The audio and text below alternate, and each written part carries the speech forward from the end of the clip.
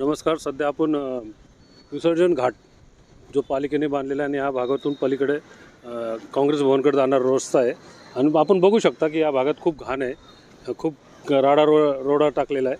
तर त्या संदर्भात येथील काही नेते मंडळी आहेत किंवा राजकीय पुढारी आहेत आणि सामाजिक कार्यकर्ते यांच्याकडून आपण जाणून घेऊ नेमकं त्यांचं काय मत आहे याविषयी, त्यांचं काय नमस्कार, मी रुपेश संत, उपशहराध्यक्ष राष्ट्रवादी काँग्रेस पार्टी पुणे शहर. या ठिकाणी पुणे महापालिकेने विसर्जन घाट केलेले आहेत या भागात.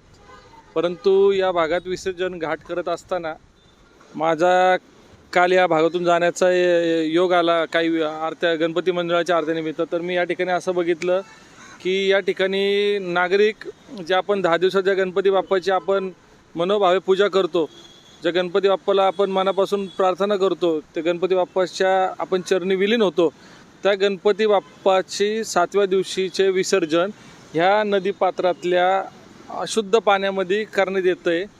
आणि पुणे महापालिकेच्या सर्व कर्मचारी असतील, अग्निशामक दल असेल, ही सगळी यंत्रणा या ठिकाणी बघत बसती की त्यांना कळतं आहे की आपण गणपती बाप्पाचं या घाण पाण्यात विसर्जन करतो आहे.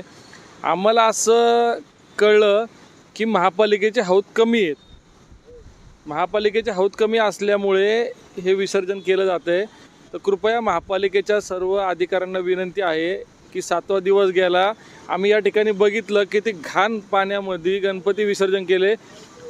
अजून एक मुद्दा म्हणजे या ठिकाणी बोट होती जी नावेमध्ये पलीकडे न्यायची. बरं, ते पाणी स्वच्छ असतं, हे पाणी सगळं ओढा वगैरे सगळीकडचं पाणी असं, आपली नदी स्वच्छ जर झालेली असती आणि त्या ठिकाणी गणपती विसर्जन झालेले असते तरी काय हरकत नव्हती. पण प्रचंड प्रदूषण आणि घाण पाण्यामध्ये या ठिकाणी पुणे शहरामध्ये गणपती विसर्जन या घाटावरती होतं आहे. हे कुठंतरी 8व्या 9व्या 10व्या दिवशी थांबलं पाहिजे. अन्यथा या ठिकाणी जर गणपती विसर्जन झालं तर पुणे महापालिकेचे ह्या भागातील जे कोणी अधिकारी असतील, विश्रामबाग वार्ड क्षेत्रीय कार्यालयातील, त्यांच्या अंगावर ह्या ठिकाणचं पाणी आम्ही टाकण्यात कुठलीही हाईघाई करणार नाही. कारण संबंधित अधिकाऱ्यांना आम्ही तशा सूचना दिलेल्या आहेत की तुम्ही या ठिकाणी हे घाण जे पाणी आहे, अशुद्ध पाणी आहे, या ठिकाणी आमच्या बाप्पाला विसर्जनासाठी नेऊ नका. तुम्ही संबंधित पोलीस यंत्रणेला या ठिकाणी सांगा, नागरिकांना आवाहन करा. अग्निशामक दल असेल, अग्निशामक दलाचे या ठिकाणी जी टीम काम करते, ही टीमच आतमध्ये गणपती घेऊन जाते. त्या टीमला पण मी काल सांगितलं की बाबा तुम्ही हे आपलं विसर्जन जे करताय या ठिकाणी ते करू नका. आपण हौदामध्ये जे महापालिकेने याप्रमाणे थोड्या प्रमाणात हौद ठेवलेले आहेत, या ठिकाणी जास्त हौद ठेवण्याची आम्ही मागणी करतोय. त्या ठिकाणी तुम्ही या हौदामध्येच गणपती विसर्जन करा. जे बोटीमधनं गणपती वगैरे नेतात, समस्त पुणे शहरातील नागरिक, या भागातील राहणाऱ्या नागरिकांना विनंती आहे की आपण 10 दिवस बाप्पाची खूप चांगल्या प्रकारे आराधना करता, पूजा करता, परंतु आपण या ठिकाणी या अशुद्ध पाण्यामध्ये आपल्या बाप्पाचं विसर्जन करू नका. आणि जरी 8व्या 9व्या 10व्या दिवशी या ठिकाणी विसर्जन होताना आम्हाला दिसलं तर याची पूर्ण सर्वस्वी जबाबदारी ही पुणे मनपा आणि अग्निशामक दल यांची असेल. मग आम्ही 12व्या दिवशी त्यांच्या अंगावर ह्याच भागातलं पाणी घेऊन टाकल्याशिवाय राहणार नाही.